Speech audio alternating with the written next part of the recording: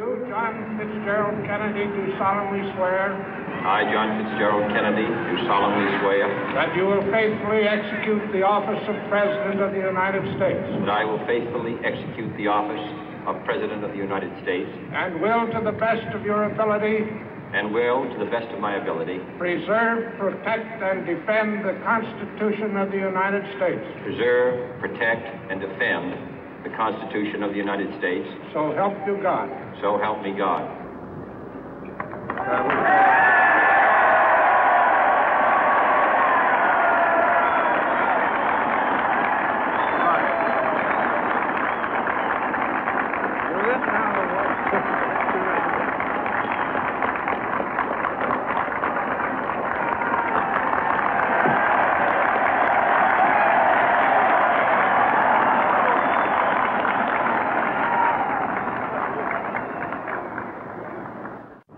Vice President Johnson, Mr. Speaker, Mr. Chief Justice, President Eisenhower, Vice President Nixon, President Truman, Reverend clergy, fellow citizens. We observe today not a victory of party, but a celebration of freedom, symbolizing an end as well as a beginning, signifying renewal as well as change. For I have sworn before you and Almighty God the same solemn oath our forebears prescribed nearly a century and 3/4 ago.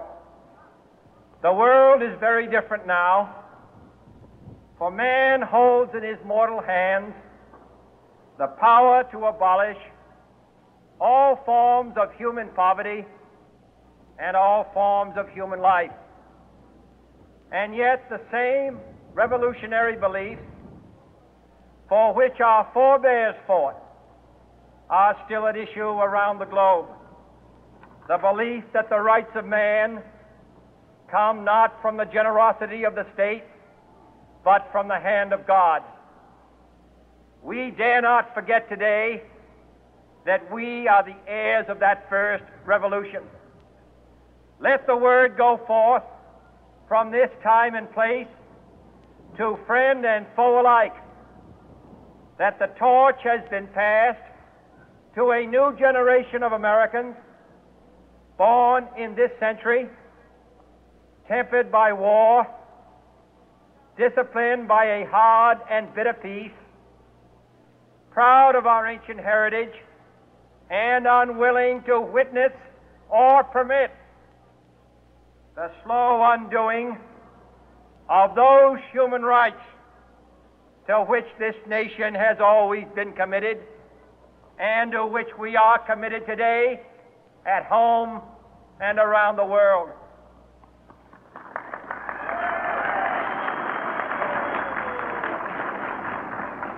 Let every nation know, whether it wishes us well or ill, that we shall pay any price, bear any burden, meet any hardship, support any friend, oppose any foe to assure the survival and the success of liberty.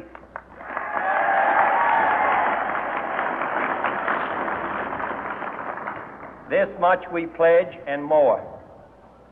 To those old allies whose cultural and spiritual origins we share, we pledge the loyalty of faithful friends. United, there is little we cannot do in a host of cooperative ventures. Divided, there is little we can do, for we dare not meet a powerful challenge at odds and split asunder. To those new states whom we welcome to the ranks of the free, we pledge our word that one form of colonial control shall not have passed away merely to be replaced by a far more iron tyranny. We shall not always expect to find them supporting our view, but we shall always hope to find them strongly supporting their own freedom, and to remember that in the past, those who foolishly sought power by riding the back of the tiger ended up inside.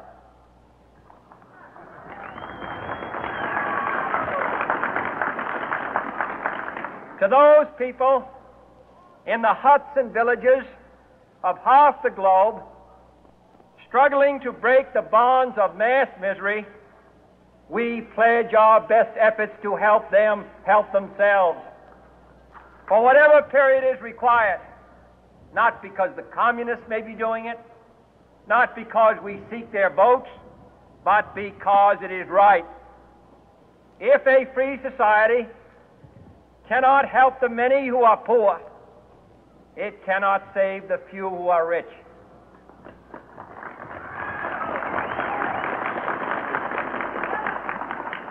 To our sister republics south of our border, we offer a special pledge to convert our good words into good deeds, in a new alliance for progress, to assist free men and free governments in casting off the chains of poverty. But this peaceful revolution of hope cannot become the prey of hostile powers. Let all our neighbors know that we shall join with them to oppose aggression or subversion anywhere in the Americas. And let every other power know that this hemisphere intends to remain the master of its own house.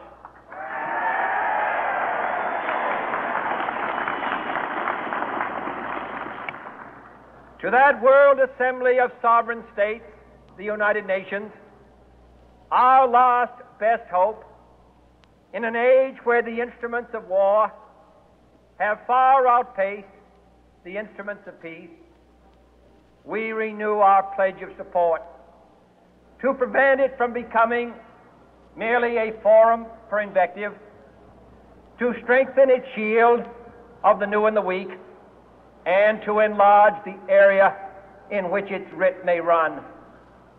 Finally, to those nations who would make themselves our adversary, we offer not a pledge, but a request that both sides begin anew the quest for peace. Before the dark powers of destruction, unleashed by science, engulf all humanity in planned or accidental self-destruction, we dare not tempt them with weakness, for only when our arms are sufficient beyond doubt can we be certain beyond doubt that they will never be employed. But neither can two great and powerful groups of nations take comfort from our present course, both sides overburdened by the cost of modern weapons, both rightly alarmed by the steady spread of the deadly atom, yet both racing to alter that uncertain balance of terror that stays the hand of mankind's final war. So let us begin anew, remembering on both sides that civility is not a sign of weakness, and sincerity is always subject to proof. Let us never negotiate out of fear, but let us never fear to negotiate.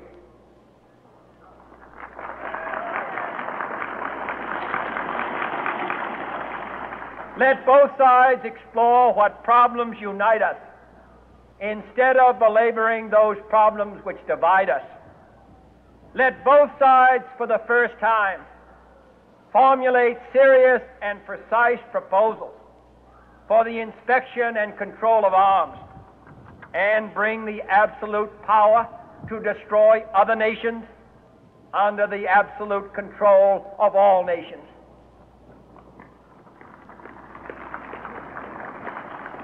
Let both sides seek to invoke the wonders of science instead of its terrors. Together, let us explore the stars, conquer the deserts, eradicate disease, tap the ocean depths, and encourage the arts and commerce.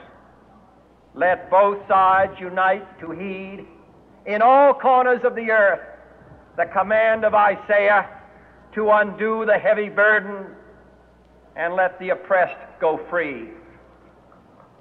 And if a beachhead of cooperation may push back the jungle of suspicion, let both sides join in creating a new endeavor, not a new balance of power, but a new world of law, where the strong are just and the weak secure and the peace preserved. All this will not be finished in the first 100 days, nor will it be finished in the first 1,000 days, nor in the life of this administration, nor even perhaps in our lifetime on this planet. But let us begin.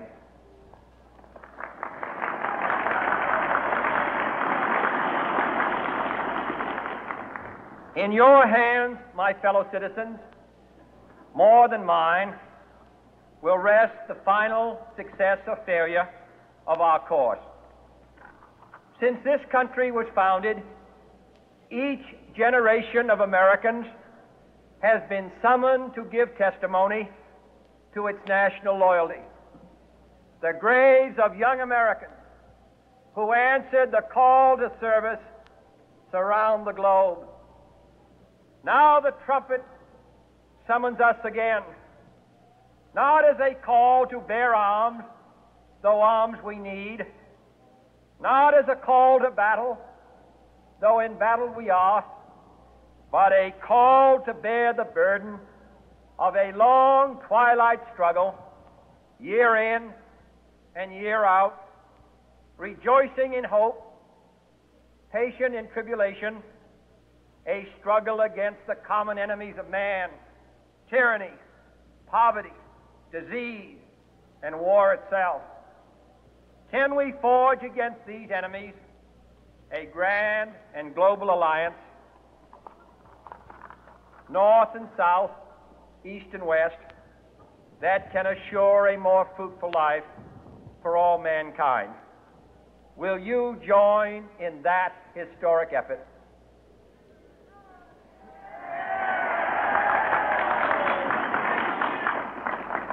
In the long history of the world, only a few generations have been granted the role of defending freedom in its hour of maximum danger. I do not shrink from this responsibility. I welcome it.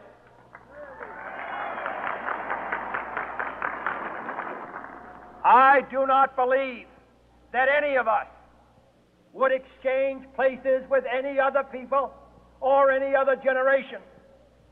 The energy, the faith, the devotion which we bring to this endeavor will light our country and all who serve it.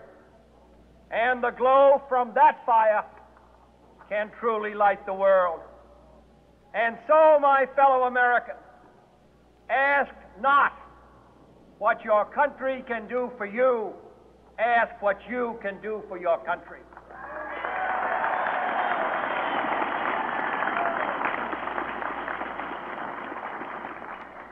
My fellow citizens of the world, ask not what America will do for you, but what together we can do for the freedom of man.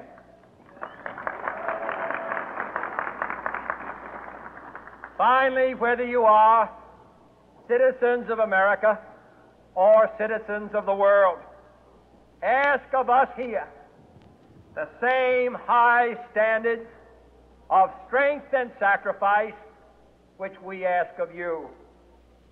With a good conscience, our only sure reward, with history the final judge of our deeds, let us go forth to lead the land we love, asking His blessing and His help, but knowing that here on earth God